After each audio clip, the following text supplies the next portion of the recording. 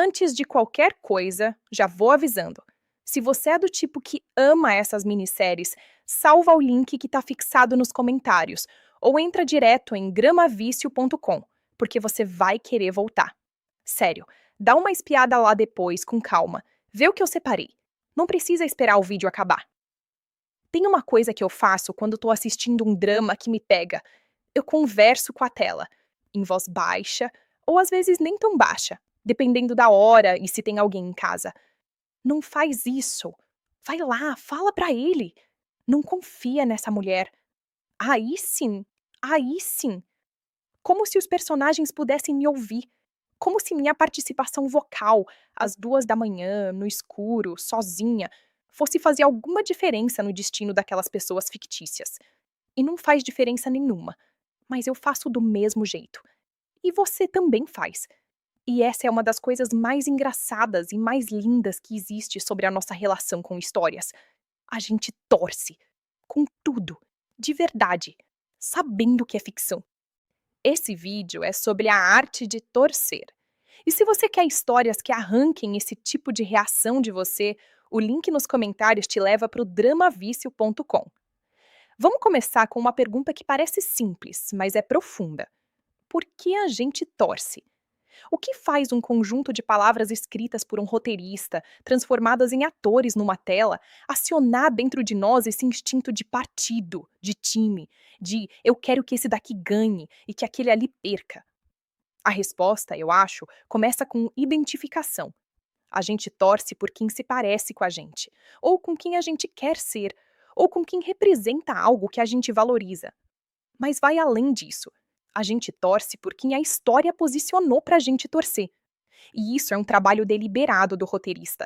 Construir a perspectiva do espectador de uma forma que você não perceba que foi construída, mas que sinta como instinto natural. Quando a história te apresenta um personagem de dentro para fora, te dando acesso aos pensamentos, às vulnerabilidades, aos sonhos, às feridas, você automaticamente cria um laço. Você a conhece de dentro. Você tem informação privilegiada sobre quem ela é. E quando alguém te conhece assim, você pertence ao time dela. Quando alguém de fora a ataca, é um ataque a alguém que você conhece e você reage. Agora contraste isso com o vilão, que geralmente é mostrado de fora para dentro. Você vê o que ele faz, vê os efeitos das ações dele, mas raramente tem acesso ao que pensa de verdade, ao que motivou. Essa assimetria de perspectiva é o que cria o time. Um lado você conhece por dentro, o outro você só vê por fora. Claro que você vai torcer pelo que você conhece, e os melhores roteiros brincam com isso. Às vezes te dão uma janelinha para dentro do vilão, suficiente para que você o entenda, talvez quase simpatize por um segundo. E aí a história faz ele agir de um jeito terrível logo em seguida, e você se sente traída pela sua própria quase simpatia. É brilhante esse jogo. E é ele que mantém o torcer complexo, não mecânico. Tem um tipo de torção específica que eu acho quase impossível de resistir. Torcer por alguém que não sabe que você existe, mas você sabe tudo sobre ela. Aquela personagem que está passando pela situação mais difícil da vida e não tem ideia de que do outro lado de uma tela tem alguém completamente investida no seu bem-estar. Essa assimetria é tocante. É quase um amor unilateral. Você se importa, ela não sabe. E quando ela finalmente encontra alguém dentro da história que se importa com ela da mesma forma que você, do lado de fora, se importa, a gente sente como se tivéssemos encontrado um representante. Agora, deixa eu falar de algo que eleva o torcer para outro nível: os obstáculos. Porque torcer por algo fácil não tem graça. Você precisa do obstáculo, precisa do risco, precisa da possibilidade real de que pode não dar certo. E as melhores histórias são especialistas em criar obstáculos que parecem genuinamente intransponíveis. Tem um obstáculo externo, que é o mais óbvio: família que se opõe, diferença social, rival que não vai desistir facilmente, segredo que pode destruir tudo se vier à tona. Esses são os obstáculos que a gente pode ver, que a gente identifica como inimigos e que alimentam a tensão de fora. Mas tem o obstáculo interno, que é o que mais me interessa: o medo do próprio personagem, a convicção errada que ele carrega sobre si mesmo, o hábito de se sabotar antes que alguém externo o machuque, a dificuldade de acreditar que merece algo bom. Esses obstáculos são invisíveis para quem está ao redor do personagem, mas você, de dentro, vê tudo. E você vai torcendo não apenas contra os inimigos de fora, mas contra os demônios internos do personagem, que podem ser mais destrutivos do que qualquer rival. Quando o personagem finalmente vence esse obstáculo interno, quando ele para de se sabotar, quando ele toma aquela decisão corajosa que exigiu atravessar o próprio medo, você fica orgulhosa de uma forma que não tem outra palavra. Não é só alívio de trama, é orgulho genuíno. E esse orgulho por alguém fictício é uma das experiências mais únicas e mais bonitas que o bom drama pode oferecer. Uma rápida menção: é por essas histórias que eu montei o Drama Vício. Se você quer histórias que ativem esse nível de investimento emocional, entra no dramavicio.com, o link está aqui nos comentários, e explora com calma. Agora continua, porque a gente tem muita coisa ainda para explorar. Quero falar do segundo personagem que mais me faz torcer: o amigo leal. Porque toda grande história tem um, e a gente subestima o quanto esses personagens sustentam a trama. O amigo leal não é o personagem principal, não tem o arco mais dramático, mas é quem tá ali quando o personagem principal desmorona. É quem diz a verdade quando todo mundo tá mentindo. É quem aparece sem ser chamado porque sentiu que estava na hora. Esses personagens me fazem chorar de uma forma diferente, porque eles representam um ideal de amizade que a gente deseja profundamente e que raramente encontra em sua forma mais pura na vida real. A amizade que não tem agenda, que não tem competição, que não vai embora quando fica difícil, que conhece você o suficiente para saber quando você precisa de conselho e quando precisa só de presença. Quando um amigo leal tem uma cena de lealdade, aquele momento em que ele escolhe ficar no lado difícil, quando seria muito mais fácil ir embora, eu fico com uma mistura de admiração e de saudade de algo que quero ter e que talvez não tenha com tanta pureza. E essa mistura é um dos sentimentos mais complexos e mais bonitos que uma história pode despertar. Vou falar agora de uma das táticas mais eficazes de drama que eu conheço e que te faz torcer de um jeito frenético: o quiproquo. Quando dois personagens estão em conflito ou mal se entendem por causa de uma informação errada que um deles tem e que você, do lado de fora, sabe ser falsa. Você sabe a verdade. Você viu o que aconteceu de verdade. E você tá assistindo dois personagens que você ama se machucando mutuamente por causa de um engano que poderia ser resolvido com uma conversa honesta, que simplesmente não acontece. É a coisa mais frustrante e mais deliciosa ao mesmo tempo. Você fica ali implorando para que alguém finalmente diga a verdade. Você já sabe como isso vai se resolver, e ainda assim não consegue descansar enquanto não acontece. Porque enquanto o quiprocó durar, há dor desnecessária sendo gerada, e você torce com urgência para que acabe. E quando acaba, quando a verdade finalmente chega e o mal-entendido se dissolve, o alívio é enorme. Mas às vezes já tem dano feito. E ver os personagens lidar com o dano de um conflito que não precisava ter acontecido, com a tristeza compartilhada do tempo perdido, é uma dor muito específica e muito real, mesmo sendo ficção. Deixa eu falar de outro elemento que faz a gente torcer de um jeito muito particular: a personagem que tá errada, mas por razões compreensíveis. Porque as histórias mais ricas não têm um lado absolutamente certo e um lado absolutamente errado. Tem dois lados que tomaram decisões baseadas nas informações que tinham, nas feridas que carregavam, nos medos que os guiavam. E às vezes os dois lados erram. E você tá do lado dos dois, e entende os dois, e sofre pelos dois. Isso é narrativa madura. Não é para todo tipo de história, mas quando aparece, eleva a conversa. Porque força você a sair da confortável posição de torcer pelo bem contra o mal e entrar num território de cinza, em que você precisa sentar com o desconforto de não saber completamente de qual lado está. E esse desconforto, quando bem conduzido, produz histórias que ficam na cabeça da gente por muito tempo depois que os créditos subiram. Eu quero falar agora do revés, que é o momento em que a história puxa o tapete de um jeito que você não esperava. Quando tudo estava indo bem, quando você estava achando que a história ia seguir um caminho previsível, então algo acontece que muda tudo.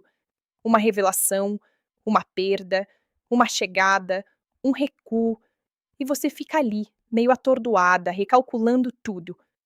O revés bom tem uma característica: ele é inevitável em retrospecto, mas surpreendente no momento. Quando acontece, você primeiro fica chocada. Então você pensa um pouco e percebe que havia sinais, que o roteiro plantou aquilo com cuidado, que se você tivesse prestado atenção em determinados detalhes, poderia ter chegado lá antes. E isso, em vez de frustrar, te faz admirar a construção, porque você foi enganada de forma justa. O revés ruim é o que não tem raiz, que parece criado só para criar drama, sem estar conectado com nada que veio antes, que contradiz personagens sem razão, que muda as regras do jogo no meio. Esses reveses quebram o encanto. A gente sente como traição por parte do roteiro. E uma história que trai o espectador sem motivo narrativo perde a confiança que tanto trabalhou para construir. Por isso que quando eu encontro uma história que sabe fazer o revés de forma honesta, que me surpreende, mas me faz dizer: "Ah, claro, deveria ter visto isso vir", eu fico com um carinho enorme por aquele trabalho. É uma promessa cumprida de um jeito que eu não esperava. E histórias que me surpreendem assim ficam com uma posição especial na memória. Vou falar agora de uma coisa que faz parte do torcer e que acho que a gente nunca vai admitir completamente: o prazer de ver o vilão quase vencer. Porque se o vilão é sempre perdedor, onde está o risco? Se você sabe que ele vai ser derrubado facilmente, para que torcer com tanta intensidade? O vilão que quase vence de vez, que chega perigosamente perto, que ameaça de uma forma que você genuinamente não sabe se o bem vai superar, esse vilão é necessário. E tem algo prazerosamente sombrio em assistir o vilão fazer uma jogada inteligente, em ver ele estar 10 passos à frente, em sentir aquele aperto no estômago de como vão sair dessa. Você tá, em parte, admirando a estratégia dele, mesmo enquanto o odeia. E esse conflito interno é fascinante. Você tá num estado de tensão constante, porque qualquer coisa pode acontecer. E qualquer coisa que pode acontecer significa que você não pode parar de assistir. Tem uma frase que eu ouvi uma vez e que ficou comigo. O perigo de uma boa história é que ela te faz acreditar que tem consequências. É isso. Histórias que têm consequências reais para os personagens, em que as escolhas importam, em que erros têm peso, em que nem tudo se resolve com facilidade. Essas histórias te fazem acreditar que algo real está em jogo. E quando você acredita que algo real está em jogo, você torce com seriedade. Você assiste com presença. Você está dentro, não apenas observando. Esse nível de engajamento, essa qualidade de atenção é rara na nossa vida cotidiana. Vivemos dispersos, dividindo foco, fazendo múltiplas coisas ao mesmo tempo. Mas quando uma história é boa o suficiente, ela te recolhe toda. Você não está no celular. Você não está pensando no que precisa fazer amanhã. Você está completamente ali. E esse estado de presença total que a meditação trabalha para alcançar com muita prática, uma boa história entrega de graça. Isso é parte do motivo pelo qual sair de uma boa história é tão difícil. Não é só o enredo, é a qualidade da atenção. E quando você para de assistir, você volta para a dispersão, para o celular, para o ruído mental. E aquele estado de presença era gostoso demais para largar. Então a gente vai para o próximo episódio. E para o próximo. E fica por mais tempo do que planejou, porque nenhum outro estado do dia te deu aquela qualidade de estar completamente presente. Entendo agora, olhando pelo ângulo da atenção, por que maratonar dramas pode ser, em certa medida, uma forma de meditação que ninguém nomeou assim ainda. Eu mencionei tudo isso porque foi com esse entendimento que fui montando o Drama Vício. Queria reunir histórias que te dessem esse estado, que fossem boas o suficiente para te pegar inteira, para te fazer torcer de verdade, para te manter presente. Se você busca isso, a resposta está no dramavicio.com. O link está fixado nos comentários.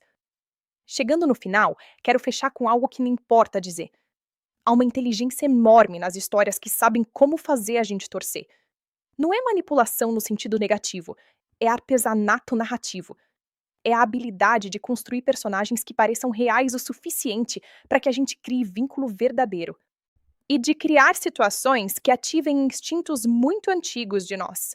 Cuidar de quem conhecemos, resistir a quem ameaça, desejar que o justo prevaleça. Quando você torce por um personagem, você está exercendo empatia. Quando você odeia um vilão, você está exercendo senso de justiça. Quando você fica com o coração acelerado num momento de risco para alguém fictício, você está provando que é capaz de se importar além do seu círculo imediato, além das pessoas que você pode tocar. Essa capacidade é preciosa, e as boas histórias não só aproveitam ela, elas a treinam. Elas te tornam melhor em se importar. Então, da próxima vez que você se pegar conversando com a tela, implorando para um personagem fictício que faça a coisa certa, sorri. Você está fazendo exatamente o que as melhores histórias foram feitas para provocar. Você está torcendo. E torcer, quando é real, é uma das coisas mais humanas que existem. E quando você quiser torcer de novo, com tudo, o Drama Vício tá lá. Com histórias que merecem cada grito que você der sozinha no escuro. dramavicio.com. O link tá aqui embaixo. Antes de qualquer coisa, já vou avisando.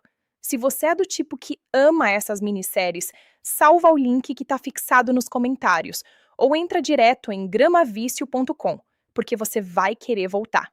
Sério, dá uma espiada lá depois, com calma. Vê o que eu separei. Não precisa esperar o vídeo acabar. Tem uma coisa que eu faço quando tô assistindo um drama que me pega. Eu converso com a tela, em voz baixa, ou às vezes nem tão baixa, dependendo da hora e se tem alguém em casa. Não faz isso. Vai lá, fala pra ele. Não confia nessa mulher. Aí sim, aí sim. Como se os personagens pudessem me ouvir. Como se minha participação vocal, às 2 da manhã, no escuro, sozinha, fosse fazer alguma diferença no destino daquelas pessoas fictícias. E não faz diferença nenhuma. Mas eu faço do mesmo jeito. E você também faz. E essa é uma das coisas mais engraçadas e mais lindas que existe sobre a nossa relação com histórias. A gente torce. Com tudo. De verdade. Sabendo que é ficção. Esse vídeo é sobre a arte de torcer. E se você quer histórias que arranquem esse tipo de reação de você, o link nos comentários te leva para o dramavicio.com. Vamos começar com uma pergunta que parece simples, mas é profunda. Por que a gente torce? O que faz um conjunto de palavras escritas por um roteirista, transformadas em atores numa tela, acionar dentro de nós esse instinto de partido, de time, de eu quero que esse daqui ganhe e que aquele ali perca? A resposta, eu acho, começa com identificação. A gente torce por quem se parece com a gente, ou com quem a gente quer ser, ou com quem representa algo que a gente valoriza. Mas vai além disso. A gente torce por quem a história posicionou pra gente torcer. E isso é um trabalho deliberado do roteirista. Construir a perspectiva do espectador de uma forma que você não perceba que foi construída, mas que sinta como instinto natural. Quando a história te apresenta um personagem de dentro para fora, te dando acesso aos pensamentos, às vulnerabilidades, aos sonhos, às feridas, você automaticamente cria um laço. Você a conhece de dentro. Você tem informação privilegiada sobre quem ela é. E quando alguém te conhece assim, você pertence ao time dela. Quando alguém de fora a ataca, é um ataque a alguém que você conhece e você reage. Agora contraste isso com o vilão, que geralmente é mostrado de fora para dentro. Você vê o que ele faz, vê os efeitos das ações dele, mas raramente tem acesso ao que pensa de verdade, ao que motivou. Essa assimetria de perspectiva é o que cria o time. Um lado você conhece por dentro, o outro você só vê por fora. Claro que você vai torcer pelo que você conhece. E os melhores roteiros brincam com isso. Às vezes te dão uma janelinha para dentro do vilão, suficiente para que você o entenda, talvez quase simpatize por um segundo. E aí a história faz ele agir de um jeito terrível logo em seguida, e você se sente traída pela sua própria quase simpatia. É brilhante esse jogo. E é ele que mantém o torcer complexo, não mecânico. Tem um tipo de torção específica que eu acho quase impossível de resistir. Torcer por alguém que não sabe que você existe, mas você sabe tudo sobre ela. Aquela personagem que está passando pela situação mais difícil da vida e não tem ideia de que do outro lado de uma tela tem alguém completamente investida no seu bem-estar. Essa assimetria é tocante. É quase um amor unilateral. Você se importa, ela não sabe. E quando ela finalmente encontra alguém dentro da história que se importa com ela da mesma forma que você, do lado de fora, se importa, a gente sente como se tivéssemos encontrado um representante. Agora, deixa eu falar de algo que eleva o torcer para outro nível: os obstáculos. Porque torcer por algo fácil não tem graça. Você precisa do obstáculo, precisa do risco, precisa da possibilidade real de que pode não dar certo. E as melhores histórias são especialistas em criar obstáculos que parecem genuinamente intransponíveis. Tem um obstáculo externo, que é o mais óbvio: família que se opõe, diferença social, rival que não vai desistir facilmente, segredo que pode destruir tudo se vier à tona. Esses são os obstáculos que a gente pode ver, que a gente identifica como inimigos e que alimentam a tensão de fora. Mas tem o obstáculo interno, que é o que mais me interessa: o medo do próprio personagem, a convicção errada que ele carrega sobre si mesmo, o hábito de se sabotar antes que alguém externo o machuque, a dificuldade de acreditar que merece algo bom. Esses obstáculos são invisíveis para quem está ao redor do personagem, mas você, de dentro, vê tudo. E você vai torcendo não apenas contra os inimigos de fora, mas contra os demônios internos do personagem, que podem ser mais destrutivos do que qualquer rival.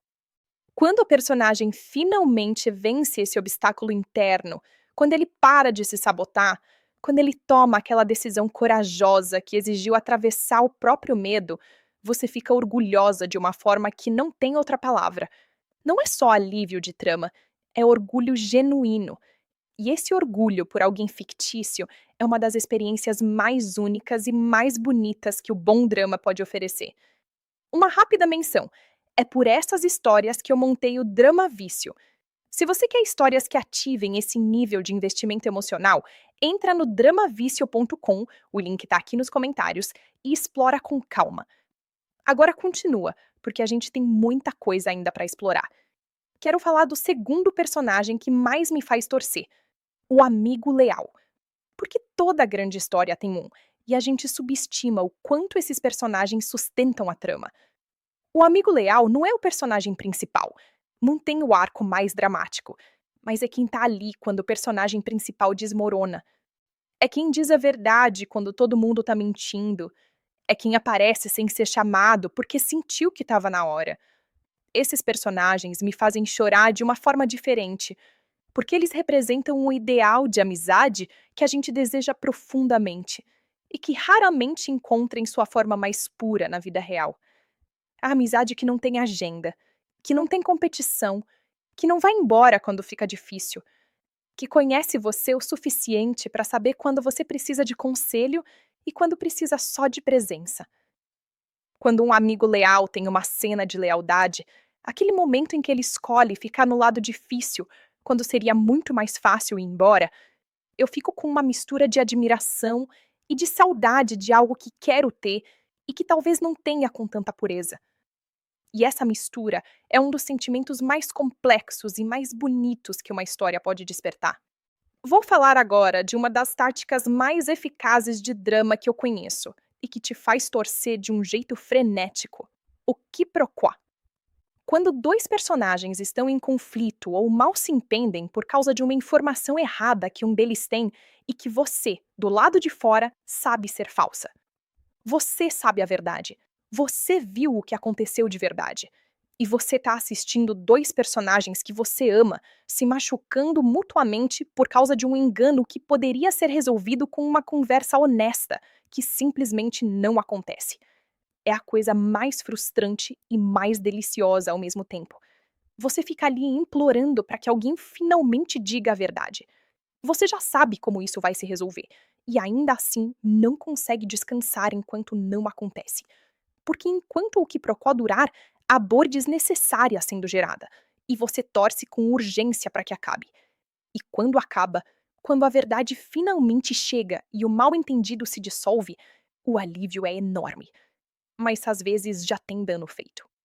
E ver os personagens lidar com o dano de um conflito que não precisava ter acontecido, com a tristeza compartilhada do tempo perdido, é uma dor muito específica e muito real, mesmo sendo ficção. Deixa eu falar de outro elemento que faz a gente torcer de um jeito muito particular. A personagem que tá errada, mas por razões compreensíveis. Porque as histórias mais ricas não têm um lado absolutamente certo e um lado absolutamente errado. Tem dois lados que tomaram decisões baseadas nas informações que tinham, nas feridas que carregavam, nos medos que os guiavam. E às vezes os dois lados erram. E você tá do lado dos dois, e entende os dois, e sofre pelos dois. Isso é narrativa madura. Não é para todo tipo de história, mas quando aparece, eleva a conversa.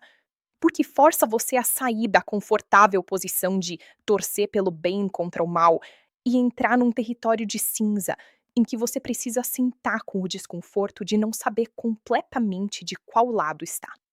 E esse desconforto, quando bem conduzido, produz histórias que ficam na cabeça da gente por muito tempo depois que os créditos subiram.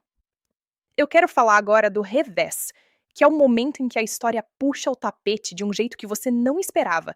Quando tudo estava indo bem, quando você estava achando que a história ia seguir um caminho previsível, então algo acontece que muda tudo. Uma revelação, uma perda, uma chegada, um recuo, e você fica ali, meio atordoada, recalculando tudo.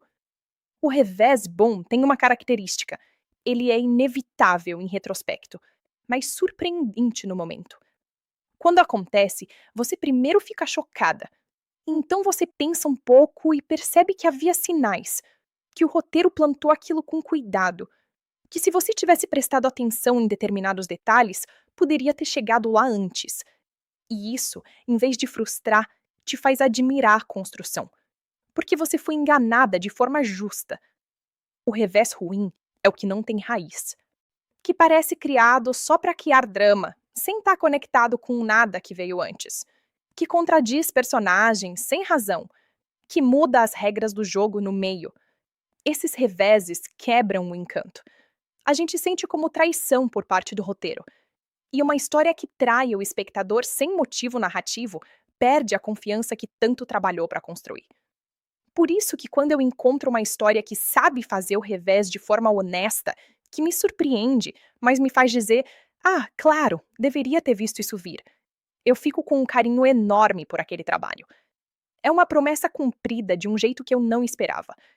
E histórias que me surpreendem assim ficam com uma posição especial na memória. Vou falar agora de uma coisa que faz parte do torcer e que acho que a gente nunca vai admitir completamente: o prazer de ver o vilão quase vencer. Porque se o vilão é sempre perdedor, onde está o risco? Se você sabe que ele vai ser derrubado facilmente, para que torcer com tanta intensidade? O vilão que quase vence de vez, que chega perigosamente perto, que ameaça de uma forma que você genuinamente não sabe se o bem vai superar, esse vilão é necessário. E tem algo prazerosamente sombrio em assistir o vilão fazer uma jogada inteligente, em ver ele estar 10 passos à frente, em sentir aquele aperto no estômago de como vão sair dessa. Você tá, em parte, admirando a estratégia dele, mesmo enquanto o odeia. E esse conflito interno é fascinante. Você tá num estado de tensão constante, porque qualquer coisa pode acontecer. E qualquer coisa que pode acontecer significa que você não pode parar de assistir. Tem uma frase que eu ouvi uma vez e que ficou comigo. O perigo de uma boa história é que ela te faz acreditar que tem consequências. É isso. Histórias que têm consequências reais para os personagens, em que as escolhas importam, em que erros têm peso, em que nem tudo se resolve com facilidade. Essas histórias te fazem acreditar que algo real está em jogo. E quando você acredita que algo real está em jogo, você torce com seriedade. Você assiste com presença. Você está dentro, não apenas observando. Esse nível de engajamento, essa qualidade de atenção é rara na nossa vida cotidiana. Vivemos dispersos, dividindo foco, fazendo múltiplas coisas ao mesmo tempo. Mas quando uma história é boa o suficiente, ela te recolhe toda. Você não está no celular. Você não está pensando no que precisa fazer amanhã. Você está completamente ali. E esse estado de presença total, que a meditação trabalha para alcançar com muita prática, uma boa história entrega de graça. Isso é parte do motivo pelo qual sair de uma boa história é tão difícil. Não é só o enredo, é a qualidade da atenção. E quando você para de assistir, você volta para a dispersão, para o celular, para o ruído mental. E aquele estado de presença era gostoso demais para largar. Então a gente vai para o próximo episódio. E para o próximo. E fica por mais tempo do que planejou, porque nenhum outro estado do dia te deu aquela qualidade de estar completamente presente. Entendo agora, olhando pelo ângulo da atenção, por que maratonar dramas pode ser, em certa medida, uma forma de meditação que ninguém nomeou assim ainda. Eu mencionei tudo isso porque foi com esse entendimento que fui montando o Drama Vício. Queria reunir histórias que te dessem esse estado, que fossem boas o suficiente para te pegar inteira, para te fazer torcer de verdade, para te manter presente. Se você busca isso, a resposta está no dramavicio.com. O link está fixado nos comentários. Chegando no final, quero fechar com algo que me importa dizer. Há uma inteligência enorme nas histórias que sabem como fazer a gente torcer. Não é manipulação no sentido negativo, é artesanato narrativo. É a habilidade de construir personagens que pareçam reais o suficiente para que a gente crie vínculo verdadeiro. E de criar situações que ativem instintos muito antigos de nós. Cuidar de quem conhecemos, resistir a quem ameaça, desejar que o justo prevaleça. Quando você torce por um personagem, você está exercendo empatia. Quando você odeia um vilão, você está exercendo senso de justiça. Quando você fica com o coração acelerado num momento de risco para alguém fictício, você está provando que é capaz de se importar além do seu círculo imediato, além das pessoas que você pode tocar. Essa capacidade é preciosa, e as boas histórias não só aproveitam ela, elas a treinam. Elas te tornam melhor em se importar. Então, da próxima vez que você se pegar conversando com a tela, implorando para um personagem fictício que faça a coisa certa, sorri. Você está fazendo exatamente o que as melhores histórias foram feitas para provocar. Você está torcendo. E torcer, quando é real, é uma das coisas mais humanas que existem. E quando você quiser torcer de novo, com tudo, o Drama Vício tá lá. Com histórias que merecem cada grito que você der sozinha no escuro. dramavicio.com. O link tá aqui embaixo. Antes de qualquer coisa, já vou avisando. Se você é do tipo que ama essas minisséries, salva o link que tá fixado nos comentários ou entra direto em gramavicio.com, porque você vai querer voltar. Sério, dá uma espiada lá depois com calma, vê o que eu separei. Não precisa esperar o vídeo acabar. Tem uma coisa que eu faço quando tô assistindo um drama que me pega. Eu converso com a tela, em voz baixa, ou às vezes nem tão baixa, dependendo da hora e se tem alguém em casa. Não faz isso. Vai lá, fala pra ele. Não confia nessa mulher. Aí sim, aí sim. Como se os personagens pudessem me ouvir. Como se minha participação vocal, às 2 da manhã, no escuro, sozinha, fosse fazer alguma diferença no destino daquelas pessoas fictícias. E não faz diferença nenhuma. Mas eu faço do mesmo jeito. E você também faz. E essa é uma das coisas mais engraçadas e mais lindas que existe sobre a nossa relação com histórias. A gente torce. Com tudo. De verdade. Sabendo que é ficção. Esse vídeo é sobre a arte de torcer. E se você quer histórias que arranquem esse tipo de reação de você, O link nos comentários te leva para o dramavício.com. Vamos começar com uma pergunta que parece simples, mas é profunda. Por que a gente torce? O que faz um conjunto de palavras escritas por um roteirista, transformadas em atores numa tela, acionar dentro de nós esse instinto de partido, de time, de eu quero que esse daqui ganhe e que aquele ali perca? A resposta, eu acho, começa com identificação. A gente torce por quem se parece com a gente, ou com quem a gente quer ser, ou com quem representa algo que a gente valoriza. Mas vai além disso. A gente torce por quem a história posicionou pra gente torcer. E isso é um trabalho deliberado do roteirista. Construir a perspectiva do espectador de uma forma que você não perceba que foi construída, mas que sinta como instinto natural. Quando a história te apresenta um personagem de dentro para fora, te dando acesso aos pensamentos, às vulnerabilidades, aos sonhos, às feridas, você automaticamente cria um laço. Você a conhece de dentro. Você tem informação privilegiada sobre quem ela é. E quando alguém te conhece assim, você pertence ao time dela. Quando alguém de fora a ataca, é um ataque a alguém que você conhece e você reage. Agora contraste isso com o vilão, que geralmente é mostrado de fora para dentro. Você vê o que ele faz, vê os efeitos das ações dele, mas raramente tem acesso ao que pensa de verdade, ao que motivou. Essa assimetria de perspectiva é o que cria o time. Um lado você conhece por dentro, o outro você só vê por fora. Claro que você vai torcer pelo que você conhece, e os melhores roteiros brincam com isso. Às vezes te dão uma janelinha para dentro do vilão, suficiente para que você o entenda, talvez quase simpatize por um segundo. E aí a história faz ele agir de um jeito terrível logo em seguida, e você se sente traída pela sua própria quase simpatia. É brilhante esse jogo. E é ele que mantém o torcer complexo, não mecânico. Tem um tipo de torção específica que eu acho quase impossível de resistir. Torcer por alguém que não sabe que você existe, mas você sabe tudo sobre ela. Aquela personagem que está passando pela situação mais difícil da vida e não tem ideia de que do outro lado de uma tela tem alguém completamente investida no seu bem-estar. Essa assimetria é tocante. É quase um amor unilateral. Você se importa, ela não sabe. E quando ela finalmente encontra alguém dentro da história que se importa com ela da mesma forma que você, do lado de fora, se importa, a gente sente como se tivéssemos encontrado um representante.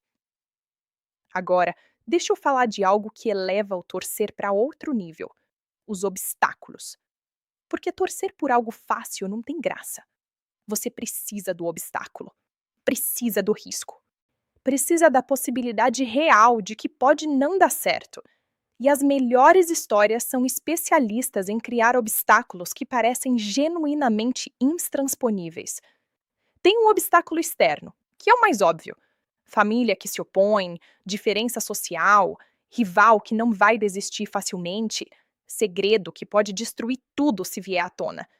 Esses são os obstáculos que a gente pode ver, que a gente identifica como inimigos e que alimentam a tensão de fora.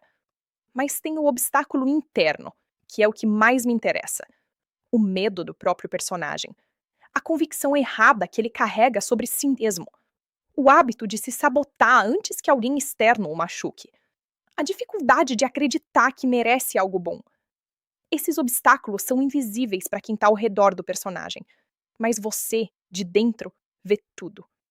E você vai torcendo não apenas contra os inimigos de fora, mas contra os demônios internos do personagem, que podem ser mais destrutivos do que qualquer rival. Quando o personagem finalmente vence esse obstáculo interno, quando ele para de se sabotar, quando ele toma aquela decisão corajosa que exigiu atravessar o próprio medo, você fica orgulhosa de uma forma que não tem outra palavra. Não é só alívio de trama, é orgulho genuíno. E esse orgulho por alguém fictício é uma das experiências mais únicas e mais bonitas que o bom drama pode oferecer. Uma rápida menção: é por essas histórias que eu montei o Drama Vício. Se você quer histórias que ativem esse nível de investimento emocional, entra no dramavício.com, o link está aqui nos comentários, e explora com calma. Agora continua, porque a gente tem muita coisa ainda para explorar. Quero falar do segundo personagem que mais me faz torcer, o amigo leal. Porque toda grande história tem um, e a gente subestima o quanto esses personagens sustentam a trama. O amigo leal não é o personagem principal, não tem o arco mais dramático, mas é quem tá ali quando o personagem principal desmorona.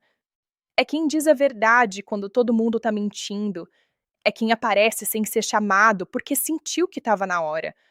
Esses personagens me fazem chorar de uma forma diferente, porque eles representam um ideal de amizade que a gente deseja profundamente e que raramente encontra em sua forma mais pura na vida real. A amizade que não tem agenda, que não tem competição, que não vai embora quando fica difícil, que conhece você o suficiente para saber quando você precisa de conselho e quando precisa só de presença. Quando um amigo leal tem uma cena de lealdade, aquele momento em que ele escolhe ficar no lado difícil, quando seria muito mais fácil ir embora, eu fico com uma mistura de admiração e de saudade de algo que quero ter e que talvez não tenha com tanta pureza. E essa mistura é um dos sentimentos mais complexos e mais bonitos que uma história pode despertar. Vou falar agora de uma das táticas mais eficazes de drama que eu conheço e que te faz torcer de um jeito frenético: o quiproquó. Quando dois personagens estão em conflito ou mal se entendem por causa de uma informação errada que um deles tem e que você, do lado de fora, sabe ser falsa. Você sabe a verdade. Você viu o que aconteceu de verdade. E você está assistindo dois personagens que você ama se machucando mutuamente por causa de um engano que poderia ser resolvido com uma conversa honesta, que simplesmente não acontece. É a coisa mais frustrante e mais deliciosa ao mesmo tempo. Você fica ali implorando para que alguém finalmente diga a verdade. Você já sabe como isso vai se resolver, e ainda assim não consegue descansar enquanto não acontece. Porque enquanto o quiprocó durar, há dor desnecessária sendo gerada, e você torce com urgência para que acabe. E quando acaba, quando a verdade finalmente chega e o mal-entendido se dissolve, o alívio é enorme. Mas às vezes já tem dano feito. E ver os personagens lidar com o dano de um conflito que não precisava ter acontecido, com a tristeza compartilhada do tempo perdido, é uma dor muito específica e muito real, mesmo sendo ficção. Deixa eu falar de outro elemento que faz a gente torcer de um jeito muito particular. A personagem que tá errada, mas por razões compreensíveis. Porque as histórias mais ricas não têm um lado absolutamente certo e um lado absolutamente errado. Tem dois lados que tomaram decisões baseadas nas informações que tinham, nas feridas que carregavam, nos medos que os guiavam. E às vezes os dois lados erram. E você tá do lado dos dois, e entende os dois, e sofre pelos dois. Isso é narrativa madura. Não é para todo tipo de história, mas quando aparece, eleva a conversa. Porque força você a sair da confortável posição de torcer pelo bem contra o mal e entrar num território de cinza, em que você precisa sentar com o desconforto de não saber completamente de qual lado está. E esse desconforto, quando bem conduzido, produz histórias que ficam na cabeça da gente por muito tempo depois que os créditos subiram. Eu quero falar agora do revés, que é o momento em que a história puxa o tapete de um jeito que você não esperava. Quando tudo estava indo bem, quando você estava achando que a história ia seguir um caminho previsível, então algo acontece que muda tudo. Uma revelação, uma perda, uma chegada, um recuo, e você fica ali, meio atordoada, recalculando tudo. O revés bom tem uma característica: ele é inevitável em retrospecto, mas surpreendente no momento. Quando acontece, você primeiro fica chocada. Então você pensa um pouco e percebe que havia sinais, que o roteiro plantou aquilo com cuidado, que se você tivesse prestado atenção em determinados detalhes, poderia ter chegado lá antes. E isso, em vez de frustrar, te faz admirar a construção, porque você foi enganada de forma justa. O revés ruim é o que não tem raiz, que parece criado só para criar drama, sem estar conectado com nada que veio antes, que contradiz personagens sem razão, que muda as regras do jogo no meio. Esses reveses quebram o encanto. A gente sente como traição por parte do roteiro. E uma história que trai o espectador sem motivo narrativo perde a confiança que tanto trabalhou para construir. Por isso que quando eu encontro uma história que sabe fazer o revés de forma honesta, que me surpreende, mas me faz dizer: "Ah, claro, deveria ter visto isso vir", eu fico com um carinho enorme por aquele trabalho. É uma promessa cumprida de um jeito que eu não esperava. E histórias que me surpreendem assim ficam com uma posição especial na memória. Vou falar agora de uma coisa que faz parte do torcer e que acho que a gente nunca vai admitir completamente: o prazer de ver o vilão quase vencer. Porque se o vilão é sempre perdedor, onde está o risco? Se você sabe que ele vai ser derrubado facilmente, para que torcer com tanta intensidade? O vilão que quase vence de vez, que chega perigosamente perto, que ameaça de uma forma que você genuinamente não sabe se o bem vai superar, esse vilão é necessário. E tem algo prazerosamente sombrio em assistir o vilão fazer uma jogada inteligente, em ver ele estar 10 passos à frente, em sentir aquele aperto no estômago de como vão sair dessa. Você tá, em parte, admirando a estratégia dele, mesmo enquanto o odeia. E esse conflito interno é fascinante. Você tá num estado de tensão constante, porque qualquer coisa pode acontecer. E qualquer coisa que pode acontecer significa que você não pode parar de assistir. Tem uma frase que eu ouvi uma vez e que ficou comigo. O perigo de uma boa história é que ela te faz acreditar que tem consequências. É isso. Histórias que têm consequências reais para os personagens, em que as escolhas importam, em que erros têm peso, em que nem tudo se resolve com facilidade, essas histórias te fazem acreditar que algo real está em jogo. E quando você acredita que algo real está em jogo, você torce com seriedade. Você assiste com presença. Você está dentro, não apenas observando. Esse nível de engajamento, essa qualidade de atenção é rara na nossa vida cotidiana. Vivemos dispersos, dividindo foco, fazendo múltiplas coisas ao mesmo tempo. Mas quando uma história é boa o suficiente, ela te recolhe toda. Você não está no celular. Você não está pensando no que precisa fazer amanhã. Você está completamente ali. E esse estado de presença total, que a meditação trabalha para alcançar com muita prática, uma boa história entrega de graça. Isso é parte do motivo pelo qual sair de uma boa história é tão difícil. Não é só o enredo, é a qualidade da atenção. E quando você para de assistir, você volta para a dispersão, para o celular, para o ruído mental. E aquele estado de presença era gostoso demais para largar. Então a gente vai para o próximo episódio. E para o próximo.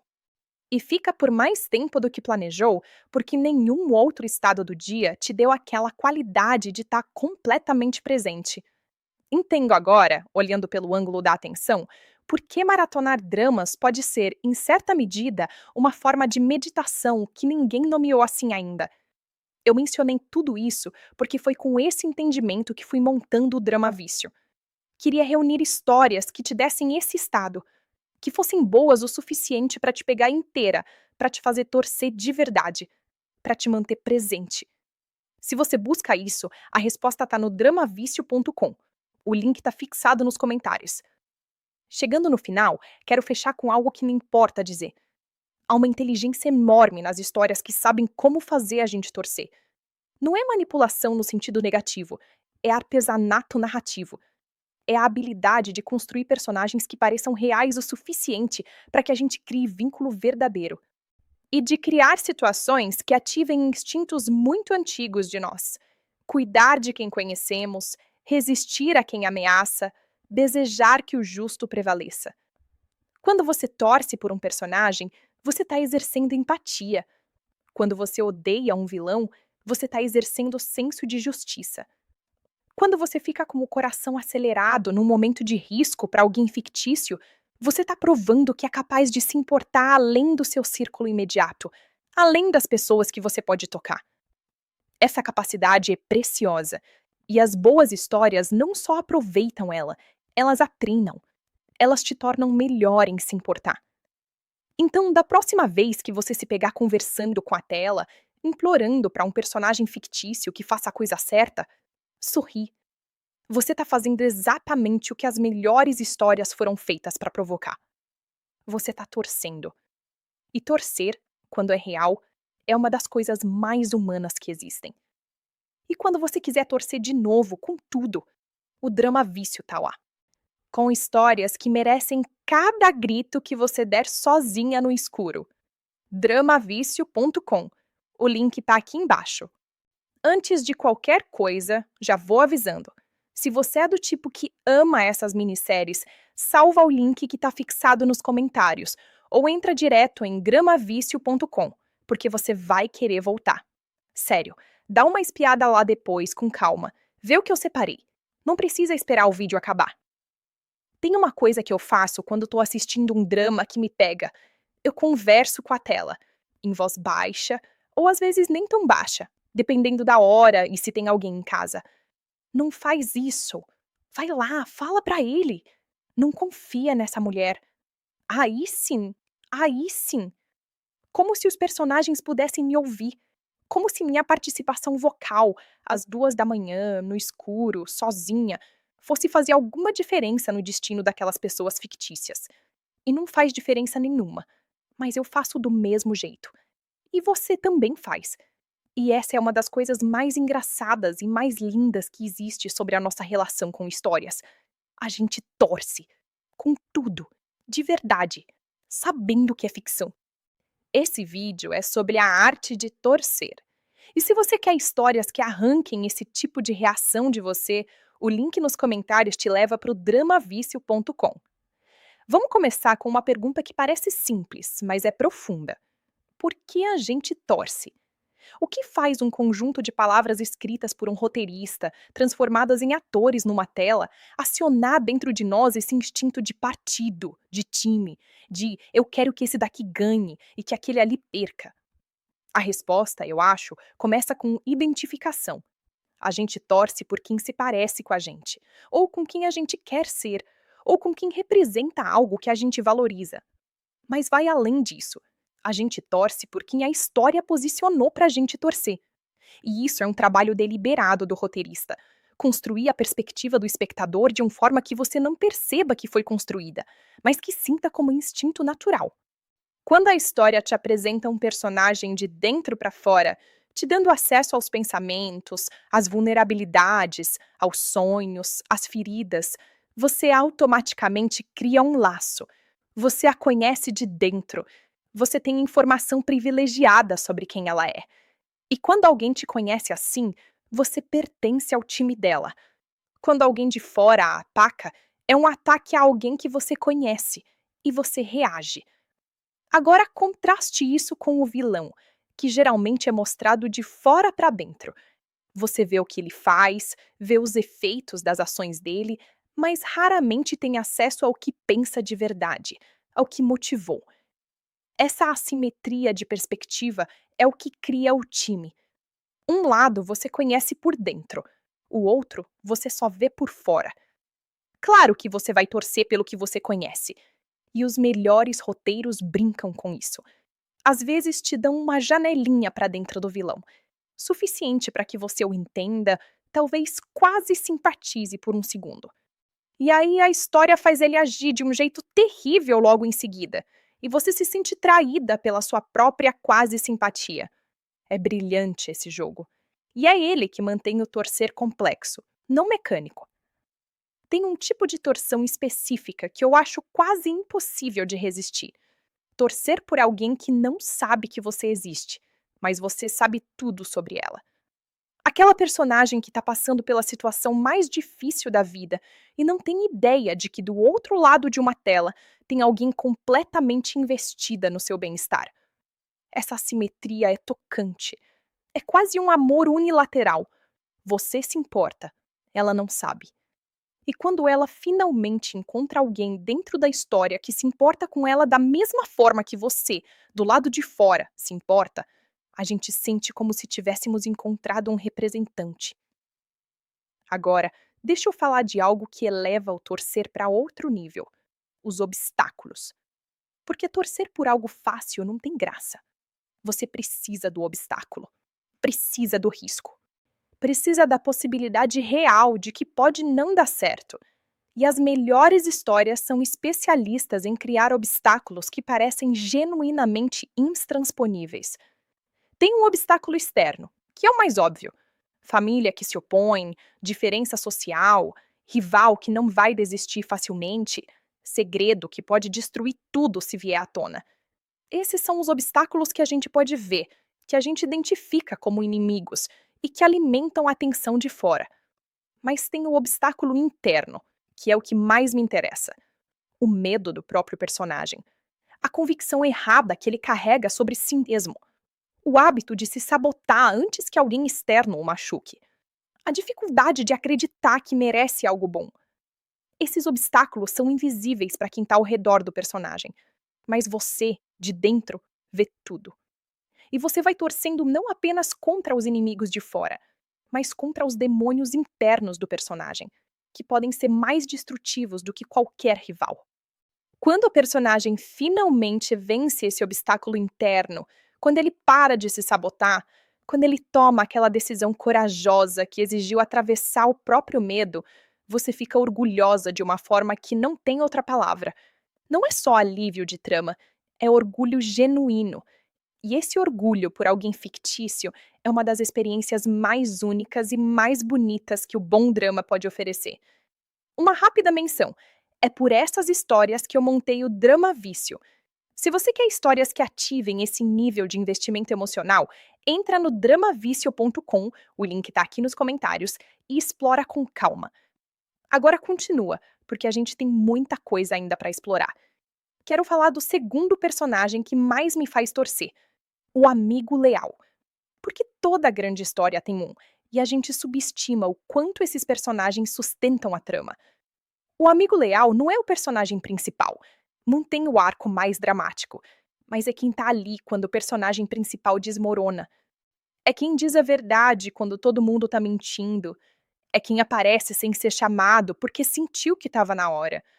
Esses personagens me fazem chorar de uma forma diferente, porque eles representam um ideal de amizade que a gente deseja profundamente e que raramente encontra em sua forma mais pura na vida real. A amizade que não tem agenda, que não tem competição, que não vai embora quando fica difícil, que conhece você o suficiente para saber quando você precisa de conselho e quando precisa só de presença. Quando um amigo leal tem uma cena de lealdade, aquele momento em que ele escolhe ficar no lado difícil, quando seria muito mais fácil ir embora, eu fico com uma mistura de admiração e de saudade de algo que quero ter e que talvez não tenha com tanta pureza. E essa mistura é um dos sentimentos mais complexos e mais bonitos que uma história pode despertar. Vou falar agora de uma das táticas mais eficazes de drama que eu conheço e que te faz torcer de um jeito frenético: o quiproquo. Quando dois personagens estão em conflito ou mal se entendem por causa de uma informação errada que um deles tem e que você, do lado de fora, sabe ser falsa. Você sabe a verdade. Você viu o que aconteceu de verdade.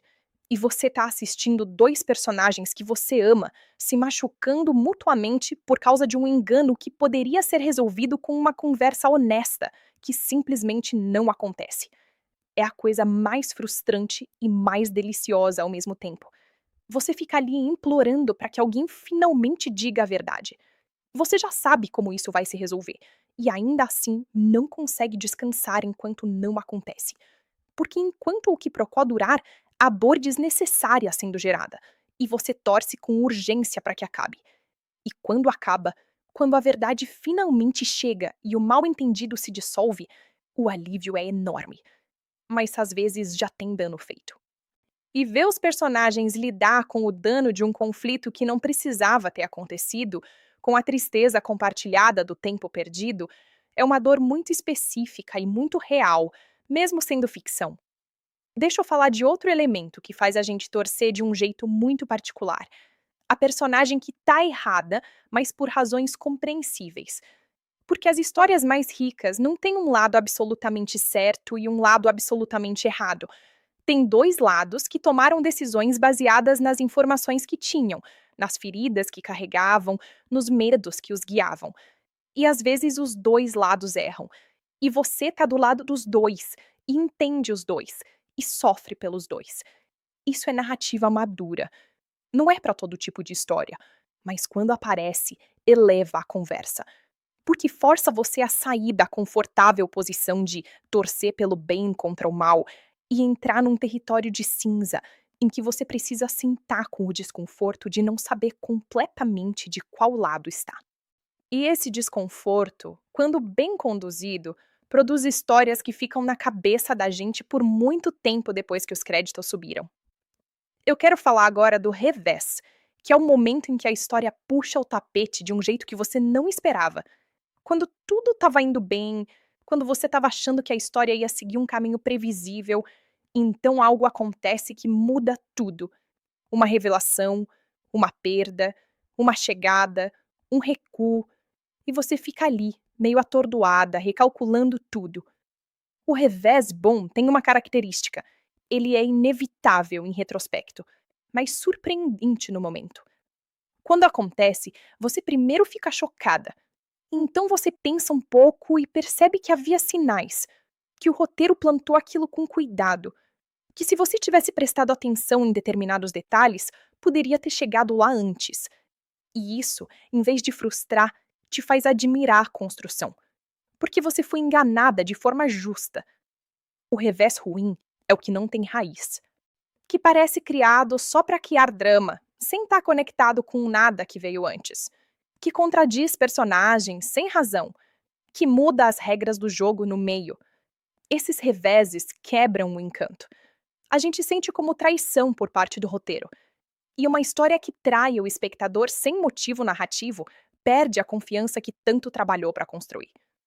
Por isso que quando eu encontro uma história que sabe fazer o revés de forma honesta, que me surpreende, mas me faz dizer: "Ah, claro, deveria ter visto isso vir", eu fico com um carinho enorme por aquele trabalho. É uma promessa cumprida de um jeito que eu não esperava. E histórias que me surpreendem assim ficam com uma posição especial na memória. Vou falar agora de uma coisa que faz parte do torcer e que acho que a gente nunca vai admitir completamente: o prazer de ver o vilão quase vencer.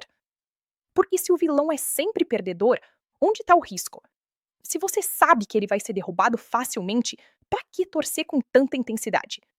O vilão que quase vence de vez, que chega perigosamente perto, que ameaça de uma forma que você genuinamente não sabe se o bem vai superar, esse vilão é necessário. E tem algo prazerosamente sombrio em assistir o vilão fazer uma jogada inteligente, em ver ele estar 10 passos à frente, em sentir aquele aperto no estômago de como vão sair dessa. Você tá, em parte, admirando a estratégia dele, mesmo enquanto o odeia. E esse conflito interno é fascinante. Você tá num estado de tensão constante, porque qualquer coisa pode acontecer. E qualquer coisa que pode acontecer significa que você não pode parar de assistir. Tem uma frase que eu ouvi uma vez e que ficou comigo. O perigo de uma boa história é que ela te faz acreditar que tem consequências. É isso. Histórias que têm consequências reais para os personagens, em que as escolhas importam, em que erros têm peso, em que nem tudo se resolve com facilidade, essas histórias te fazem acreditar que algo real está em jogo.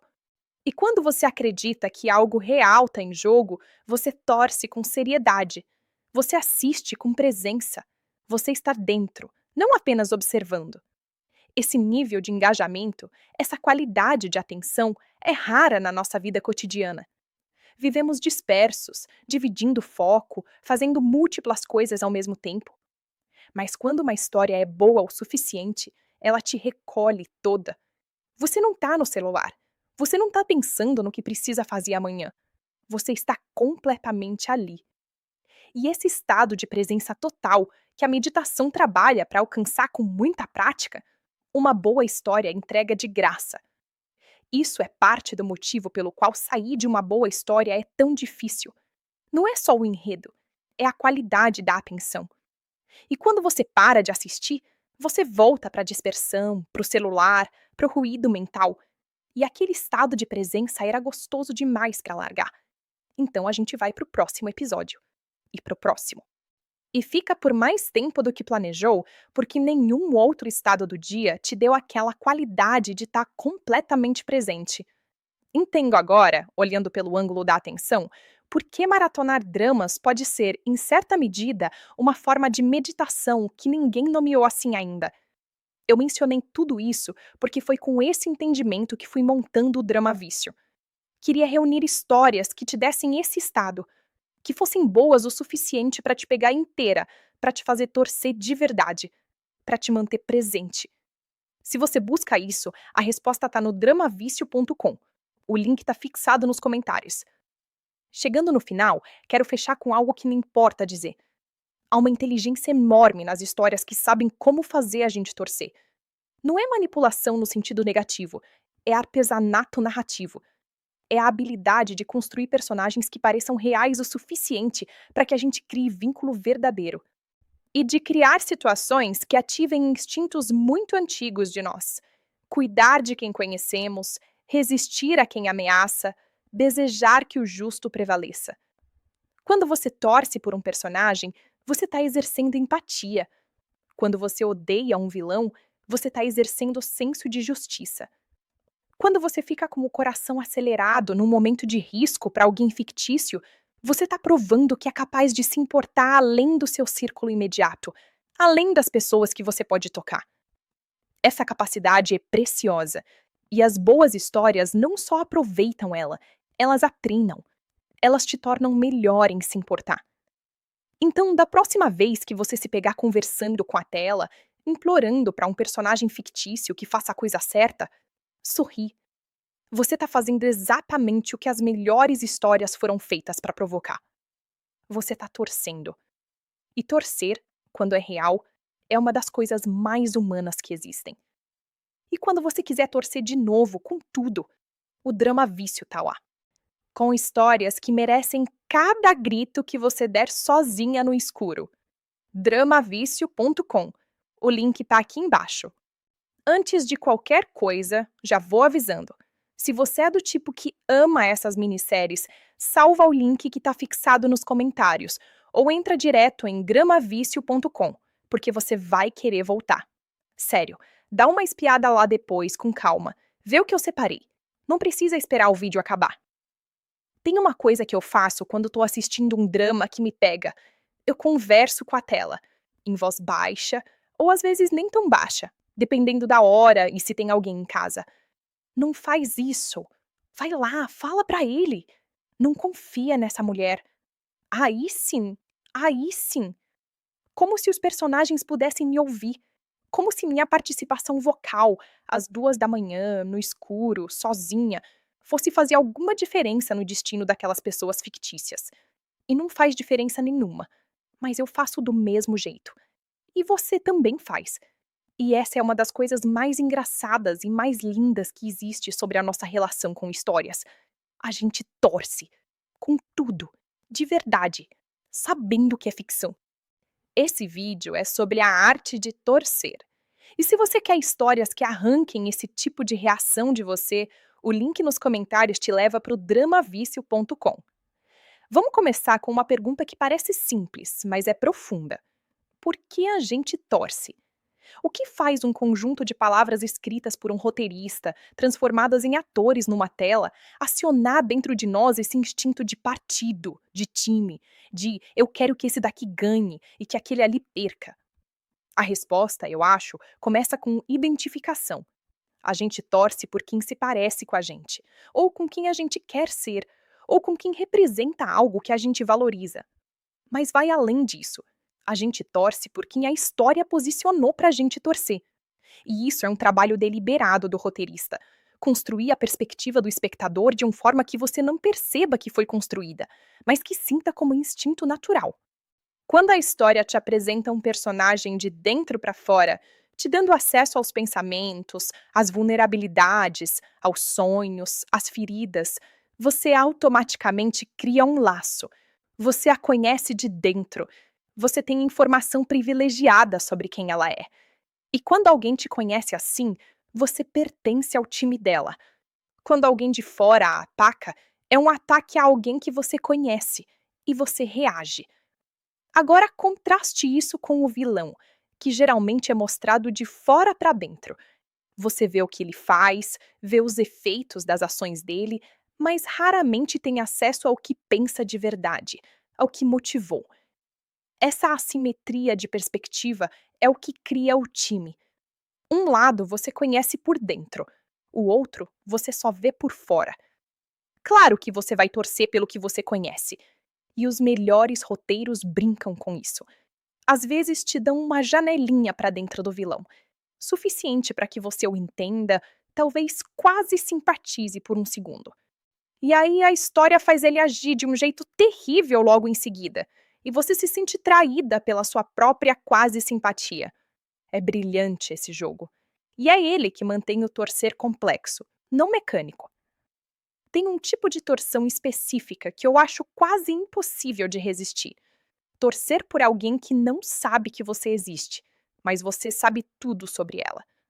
Aquela personagem que está passando pela situação mais difícil da vida e não tem ideia de que do outro lado de uma tela tem alguém completamente investida no seu bem-estar. Essa assimetria é tocante. É quase um amor unilateral. Você se importa, ela não sabe. E quando ela finalmente encontra alguém dentro da história que se importa com ela da mesma forma que você, do lado de fora, se importa, a gente sente como se tivéssemos encontrado um representante. Agora, deixa eu falar de algo que eleva o torcer para outro nível: os obstáculos. Porque torcer por algo fácil não tem graça. Você precisa do obstáculo, precisa do risco, precisa da possibilidade real de que pode não dar certo. E as melhores histórias são especialistas em criar obstáculos que parecem genuinamente intransponíveis. Tem um obstáculo externo, que é o mais óbvio: família que se opõe, diferença social, rival que não vai desistir facilmente, segredo que pode destruir tudo se vier à tona. Esses são os obstáculos que a gente pode ver, que a gente identifica como inimigos e que alimentam a tensão de fora. Mas tem o obstáculo interno, que é o que mais me interessa: o medo do próprio personagem, a convicção errada que ele carrega sobre si mesmo, o hábito de se sabotar antes que alguém externo o machuque, a dificuldade de acreditar que merece algo bom. Esses obstáculos são invisíveis para quem está ao redor do personagem, mas você, de dentro, vê tudo. E você vai torcendo não apenas contra os inimigos de fora, mas contra os demônios internos do personagem, que podem ser mais destrutivos do que qualquer rival. Quando o personagem finalmente vence esse obstáculo interno, quando ele para de se sabotar, quando ele toma aquela decisão corajosa que exigiu atravessar o próprio medo, você fica orgulhosa de uma forma que não tem outra palavra. Não é só alívio de trama, é orgulho genuíno. E esse orgulho por alguém fictício é uma das experiências mais únicas e mais bonitas que o bom drama pode oferecer. Uma rápida menção: é por essas histórias que eu montei o Drama Vício.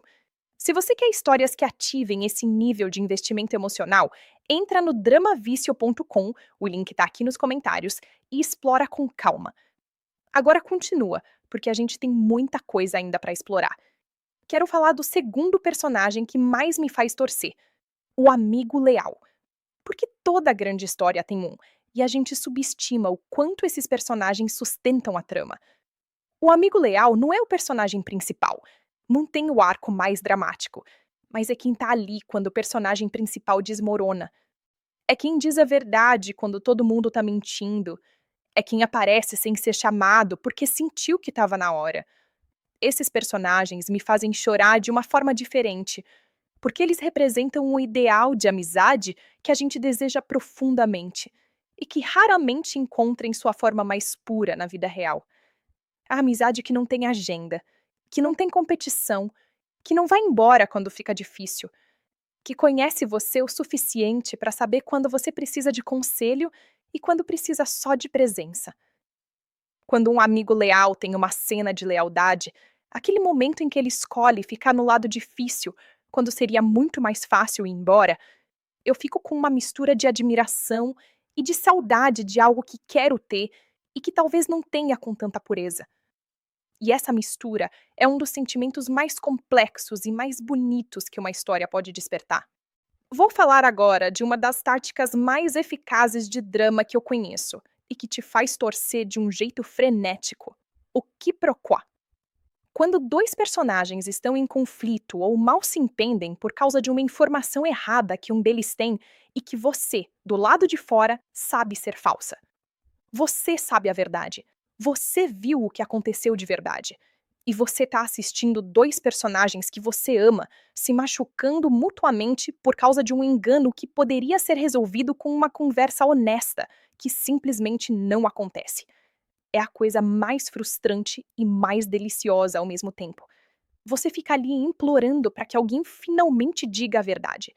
Você já sabe como isso vai se resolver, e ainda assim não consegue descansar enquanto não acontece. Porque enquanto o quiprocó durar, há dor desnecessária sendo gerada, e você torce com urgência para que acabe. E quando acaba, quando a verdade finalmente chega e o mal-entendido se dissolve, o alívio é enorme. Mas às vezes já tem dano feito.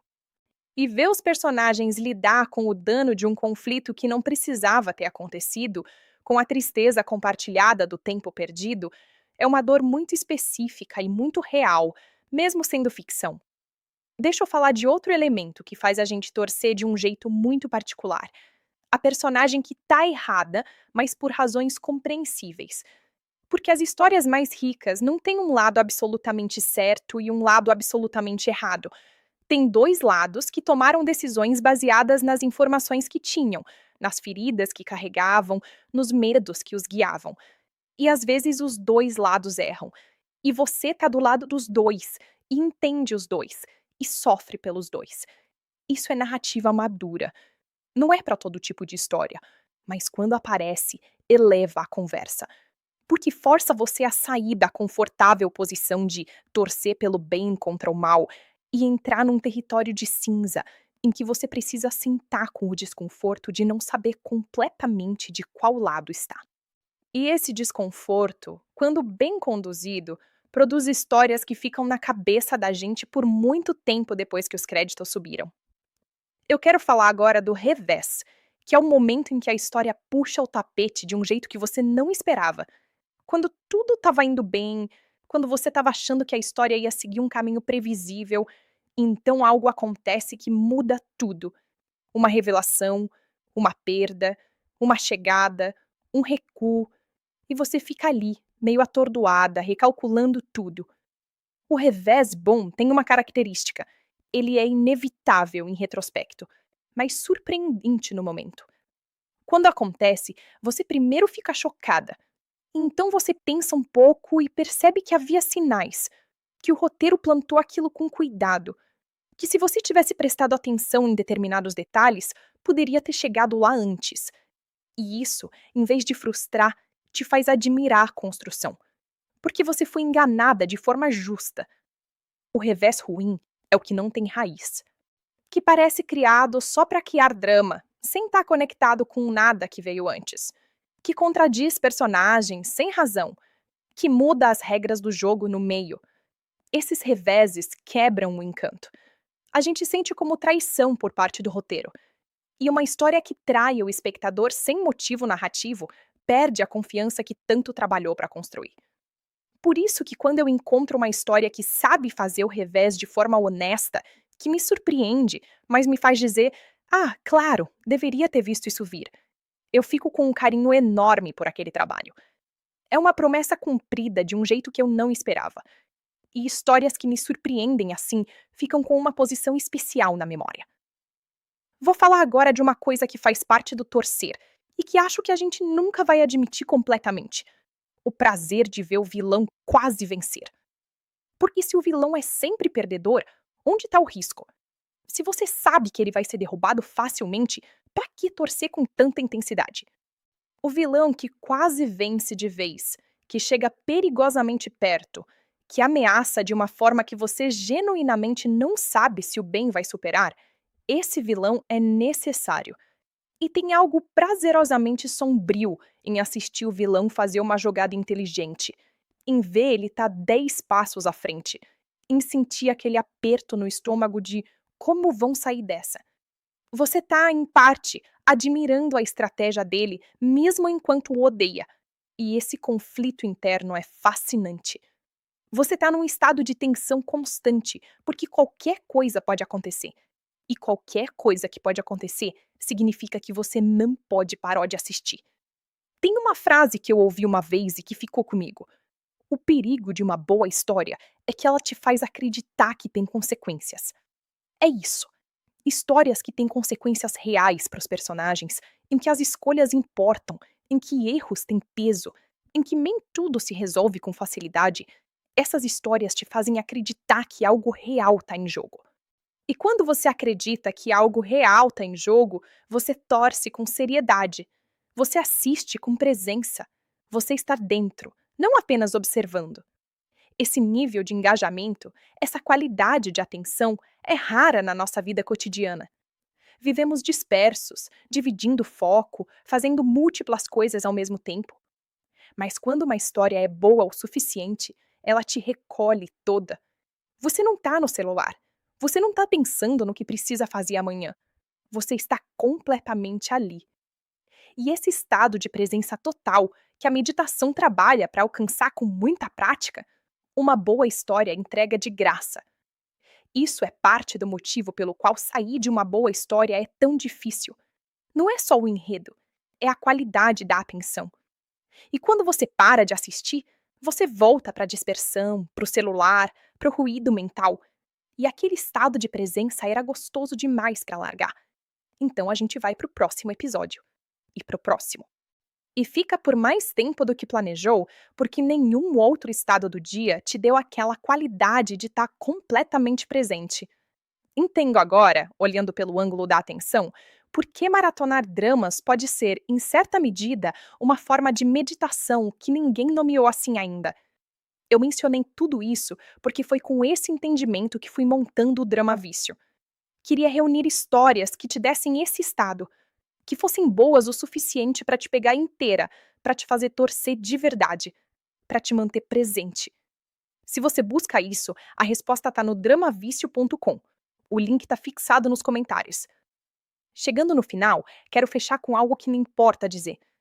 Há uma inteligência enorme nas histórias que sabem como fazer a gente torcer. Não é manipulação no sentido negativo, é artesanato narrativo.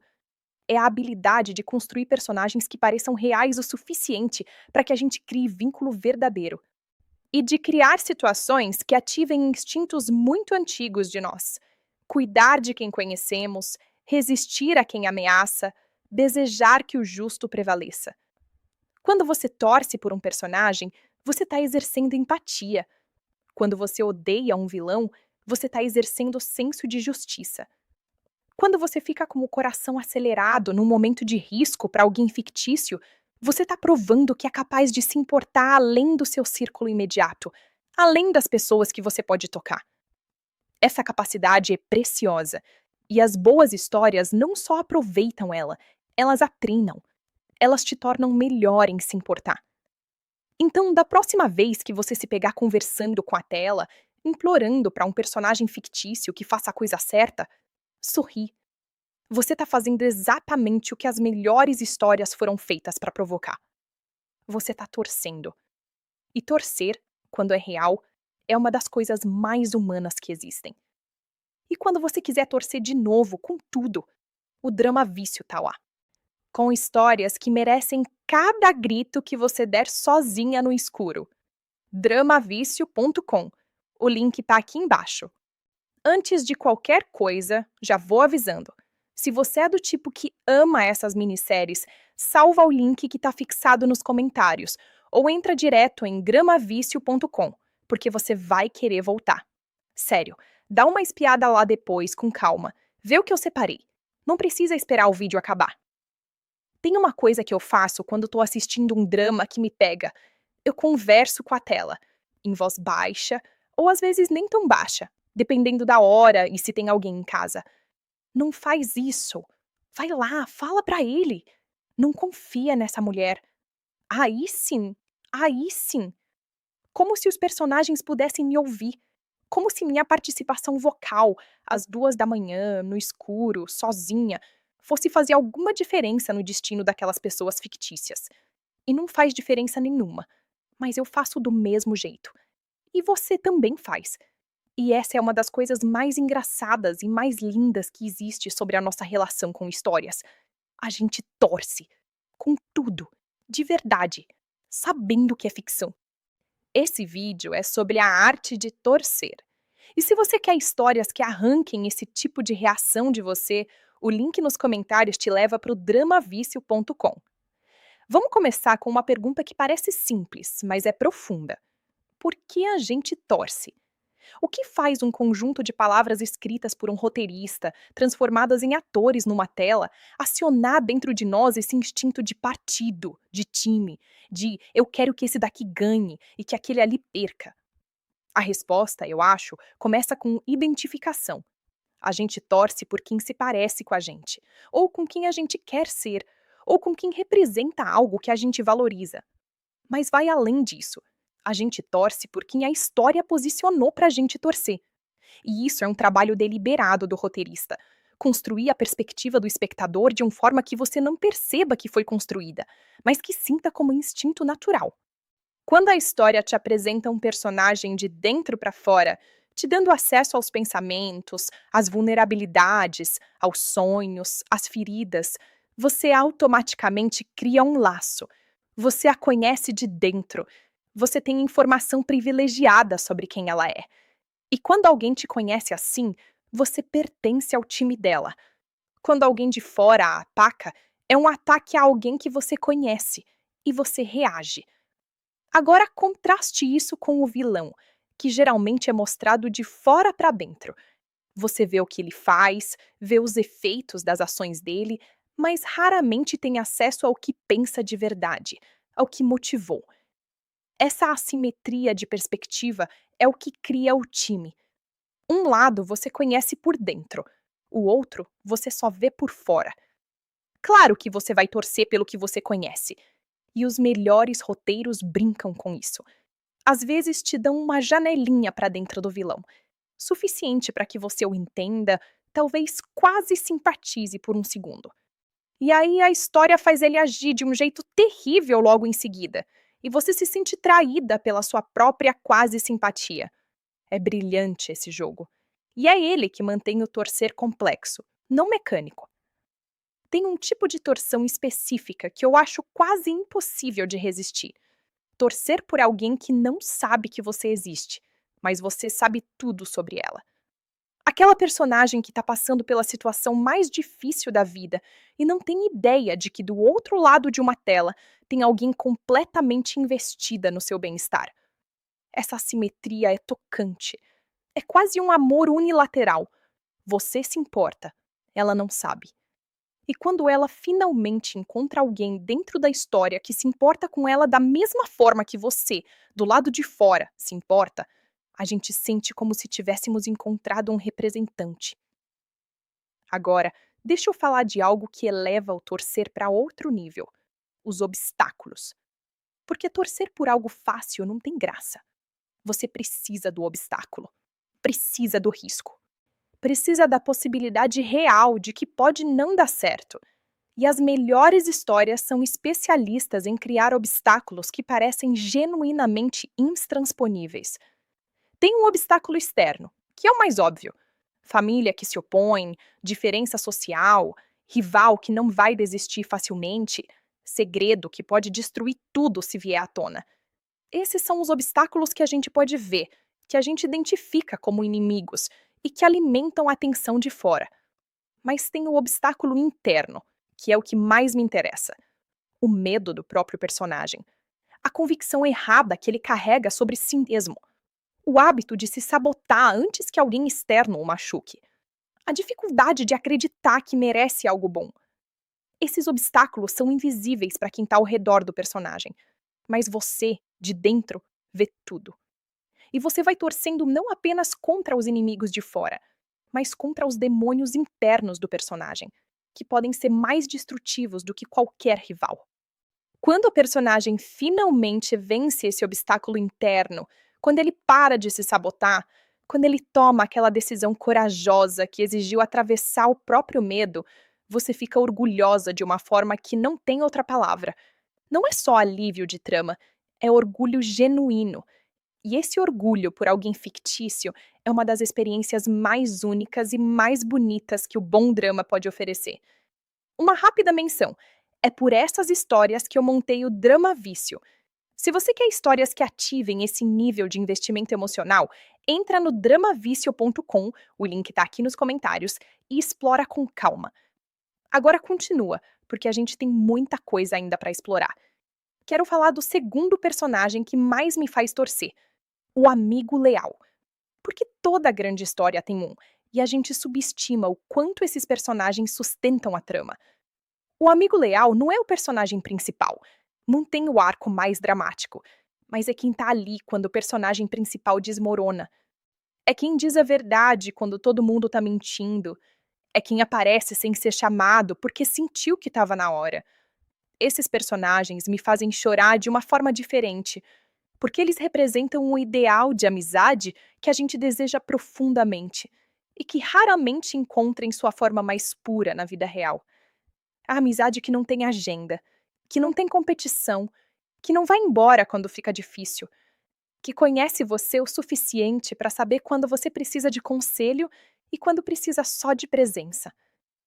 Quando um amigo leal tem uma cena de lealdade, aquele momento em que ele escolhe ficar no lado difícil, quando seria muito mais fácil ir embora, eu fico com uma mistura de admiração e de saudade de algo que quero ter e que talvez não tenha com tanta pureza.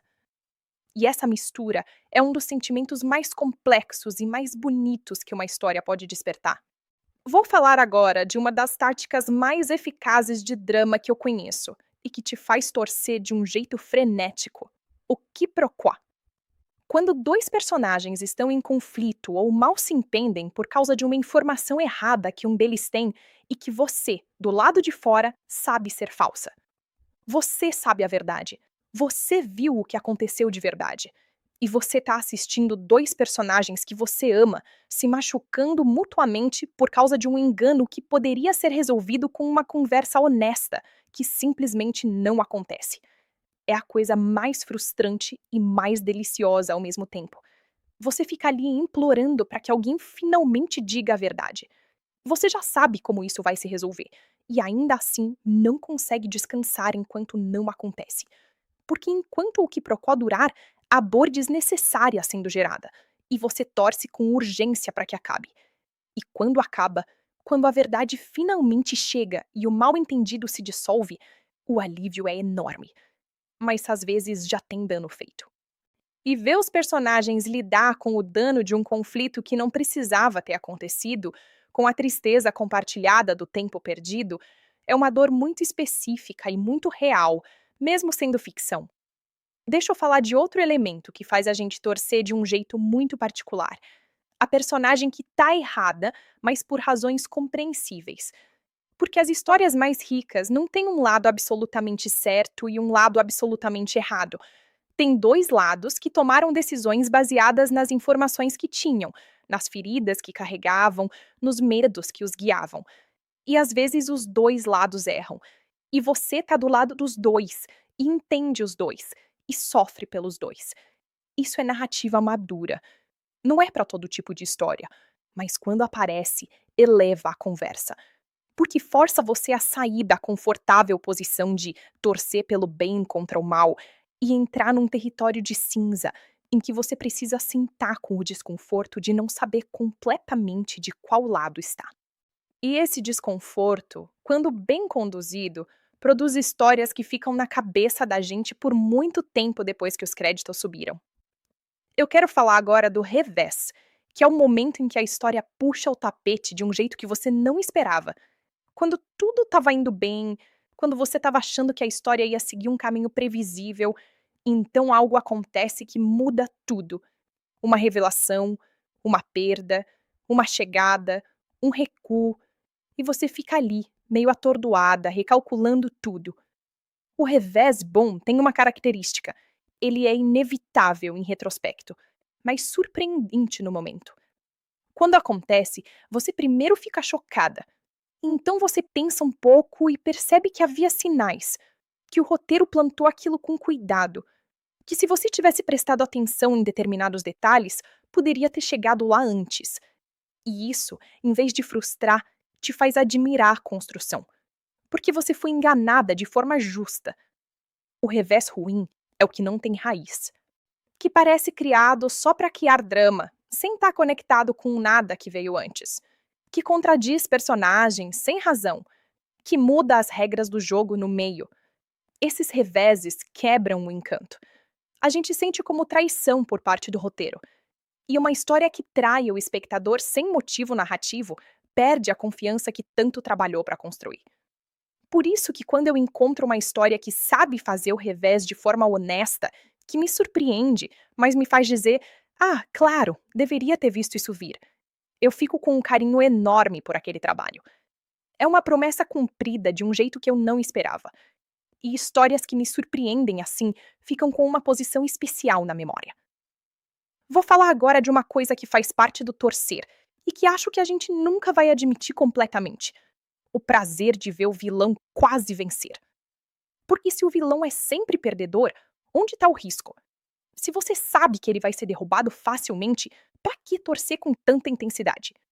O vilão que quase vence de vez, que chega perigosamente perto, que ameaça de uma forma que você genuinamente não sabe se o bem vai superar, esse vilão é necessário.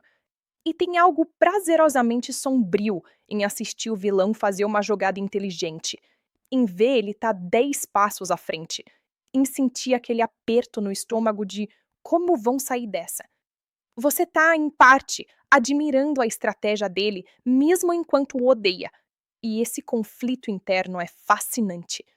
Você tá num estado de tensão constante, porque qualquer coisa pode acontecer.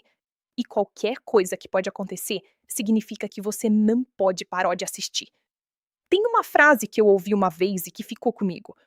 O perigo de uma boa história é que ela te faz acreditar que tem consequências. É isso. Histórias que têm consequências reais para os personagens, em que as escolhas importam, em que erros têm peso, em que nem tudo se resolve com facilidade. Essas histórias te fazem acreditar que algo real está em jogo. E quando você acredita que algo real está em jogo, você torce com seriedade. Você assiste com presença. Você está dentro, não apenas observando. Esse nível de engajamento, essa qualidade de atenção é rara na nossa vida cotidiana. Vivemos dispersos, dividindo foco, fazendo múltiplas coisas ao mesmo tempo. Mas quando uma história é boa o suficiente, ela te recolhe toda. Você não está no celular. Você não está pensando no que precisa fazer amanhã. Você está completamente ali. E esse estado de presença total que a meditação trabalha para alcançar com muita prática, uma boa história entrega de graça. Isso é parte do motivo pelo qual sair de uma boa história é tão difícil. Não é só o enredo, é a qualidade da atenção. E quando você para de assistir, você volta para a dispersão, para o celular, para o ruído mental. E aquele estado de presença era gostoso demais para largar. Então a gente vai para o próximo episódio. E para o próximo. E fica por mais tempo do que planejou, porque nenhum outro estado do dia te deu aquela qualidade de estar completamente presente. Entendo agora, olhando pelo ângulo da atenção, por que maratonar dramas pode ser, em certa medida, uma forma de meditação que ninguém nomeou assim ainda. Eu mencionei tudo isso porque foi com esse entendimento que fui montando o Drama Vício. Queria reunir histórias que te dessem esse estado, que fossem boas o suficiente para te pegar inteira, para te fazer torcer de verdade, para te manter presente. Se você busca isso, a resposta está no dramavicio.com. O link está fixado nos comentários. Chegando no final, quero fechar com algo que me importa dizer. Há uma inteligência enorme nas histórias que sabem como fazer a gente torcer. Não é manipulação no sentido negativo, é artesanato narrativo. É a habilidade de construir personagens que pareçam reais o suficiente para que a gente crie vínculo verdadeiro. E de criar situações que ativem instintos muito antigos de nós. Cuidar de quem conhecemos, resistir a quem ameaça, desejar que o justo prevaleça. Quando você torce por um personagem, você está exercendo empatia. Quando você odeia um vilão, você está exercendo o senso de justiça. Quando você fica com o coração acelerado num momento de risco para alguém fictício, você está provando que é capaz de se importar além do seu círculo imediato, além das pessoas que você pode tocar. Essa capacidade é preciosa, e as boas histórias não só aproveitam ela, elas a treinam, elas te tornam melhor em se importar. Então, da próxima vez que você se pegar conversando com a tela, implorando para um personagem fictício que faça a coisa certa, sorri. Você está fazendo exatamente o que as melhores histórias foram feitas para provocar. Você está torcendo. E torcer, quando é real, é uma das coisas mais humanas que existem.